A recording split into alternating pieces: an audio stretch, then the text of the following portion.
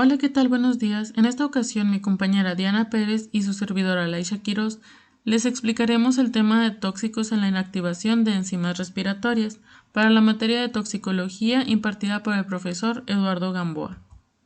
Comenzaremos por algo muy general que es el sistema respiratorio. Los pulmones y el aparato respiratorio permiten la entrada de oxígeno en nuestros cuerpos y expulsan el dióxido de carbono. Este intercambio de oxígeno y dióxido de carbono se conoce como respiración. El aparato respiratorio incluye lo que es la nariz, que ésta está protegida por pelos diminutos que se llaman cilios, que filtran el polvo y otras partículas que entran en la nariz cuando respiramos, además de la boca, la garganta, la tráquea y los pulmones. En la faringe se unen la cavidad nasal y la boca, y en su parte inferior esta se divide en dos conductos, uno que es para los alimentos, que es el esófago, y otro para el aire. El que es para el aire se cubre con una pequeña capa de tejido que se llama epiglotis, y cuando tragamos se impide que los alimentos y líquidos vayan a los pulmones. La laringe es la parte superior del conducto para el aire y la tráquea es la continuación del pasaje de aire por debajo de la laringe. En el extremo inferior la tráquea se divide en los conductos izquierdo y derecho llamados bronquios. Estos conectan con los pulmones y dentro de los pulmones se ramifican y se hacen más pequeños. Así se llaman bronquiolos y estos terminan en pequeños sacos de aire que se llaman alvéolos. Aquí es donde ocurre el intercambio de oxígeno y dióxido de carbono y todo esto lo conocemos como árbol bronquial. Como dato extra, se incluye que cada uno de los pulmones de un hombre de 70 kilogramos pesa aproximadamente 500 gramos. El pulmón realiza diversas funciones en relación con los xenobióticos y podemos decir que es la vía de entrada y salida de sustancias, ya que presentan una superficie mucosa de 100 metros cuadrados de contacto con el aire y a través de esto se absorben gases como el oxígeno, dióxido de carbono, etc., además de vapores como el benceno, y se eliminan sustancias como vapor de agua y dióxido de carbono, además de otros compuestos. Este es un lugar de acción tóxica por contacto de sustancias irritantes o corrosivas como el amoníaco, óxidos de azufre o de nitrógeno, etc., y es órgano diana de tóxicos que circulan por vía sistémica, incluso también de metabolitos de xenobióticos que han sido toxificados por otros órganos, por ejemplo los del hígado. Tiene gran actividad de biotransformación de distintos tipos de sustancias y es capaz de retener y acumular diferentes compuestos, especialmente lipófilos y aminas. El aire penetra por la orofaringe, que es la nariz o la boca, y tras pasar por la tráquea se encuentra con el árbol bronquial y termina en los alvéolos.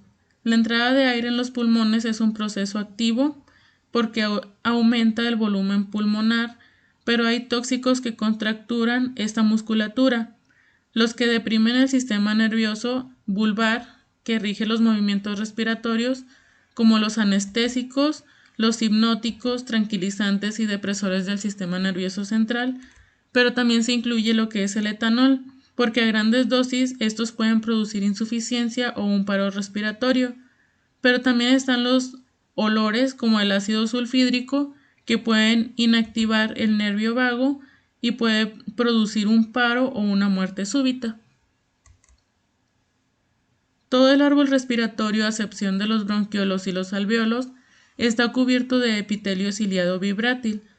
Las paredes de los alvéolos poseen un epitelio formado por neumocitos de tipo 1 y en menor proporción por neumocitos del tipo 2. Las células del tipo 1 son planas y forman la pared del alvéolo y permiten el intercambio de gases entre el espacio aéreo y la sangre de los vasos, mientras que los del tipo 2 son redondos y se localizan al margen del alvéolo. Su función es segregar fosfatidilcolina para disminuir la tensión superficial y mantener desplegado el alvéolo para proteger al tejido de la acción directa de tóxicos por contacto. En lo que corresponde a las enzimas en los pulmones, se menciona que el pulmón contiene la mayoría de las enzimas responsables de las reacciones de fase 1 y 2. Estas están muy concentradas en las líneas celulares específicas del tracto respiratorio y algunas isoenzimas del citocromo P450 suelen estar muy elevadas respecto al hígado. En el último tramo de los bronquiolos se disminuye el epitelio vibrátil. Por tanto, estas células del epitelio expresan altos niveles de citocromo y se consideran como el principal lugar de biotransformación de xenobióticos en los bronquiolos. En el pulmón humano se contienen además citocromos P450, 2F1, 4B1 y 3A4, así como sustancias como el citocromo P450 reductasa, epóxido hidrolasa y flavin monoxigenasas. Otras dos importantes enzimas que están involucradas en el metabolismo de xenobióticos son la glutatión S-transferasa y la glutatión peroxidasa. El cianuro es un tóxico que se puede encontrar en forma gaseosa en el aire, como por ejemplo en el tubo de escape de vehículos, la incineración de basura municipal y en partículas pequeñas en polvo que se depositan en el suelo y agua que provienen de procesos industriales.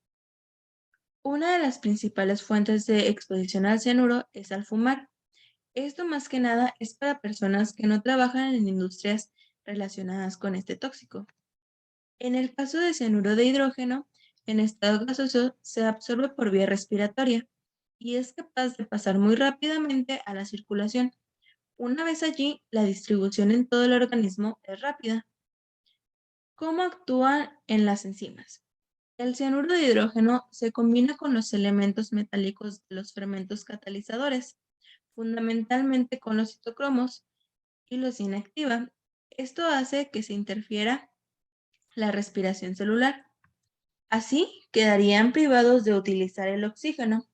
Luego, el bloqueo se da por la formación de un complejo cianhídrico con el hierro 3, orgánico presente en la enzima hemina. De esta manera, el sistema es capaz de activar y captar oxígeno, pero no de cederlo al citocromo reducido.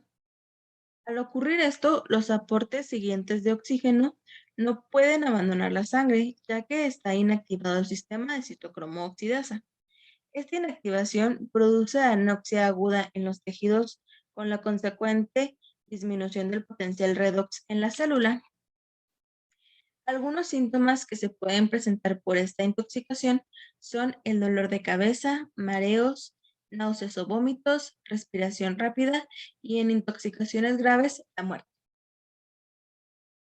Después tenemos al ácido sulfídrico. Este ácido es un tóxico que es liberado principalmente en forma de gas y se dispersa en lo que es el aire. Cuando se libera, forma anhídrido sulfúrico y ácido sulfúrico que se va a la atmósfera. Tiene varias formas de exposición. La exposición del ácido sulfídrico ocurre de manera natural a través del petróleo crudo, gas natural, gases volcánicos y termas, y también por la exposición laboral, que se da en refinerías de petróleo, industrias petroquímicas o de gas natural, además del procesamiento de alimentos. El ácido sulfídrico en la inactivación de enzimas. La absorción de este tóxico se da por vía respiratoria, generando una hipoxia histotóxica, ya que el ácido sulfídrico se une al citocromo oxidasa, bloqueando la cadena transportadora de electrones para la respiración celular. Y además se une a la hemoglobina de la sangre, formando el complejo de sulfometahemoglobina, que no es apta para el transporte de oxígeno. Algunos síntomas que se pueden presentar en esta intoxicación son labios, uñas y piel azulados, dificultad respiratoria y debilidad corporal. También tenemos algunos otros tóxicos que afectan a los pulmones. Aquí tenemos varios ejemplos. Por ejemplo, en las células de clara tenemos el bromobenceno, el naftaleno. En el epitelio alveolar tenemos a busulfán y paraquat. Y en el endotelio pulmonar tenemos a pirsoliscidina y al oxígeno concentrado. Y pues esto sería todo por nuestra parte. Muchas gracias. Y aquí tenemos nuestras referencias.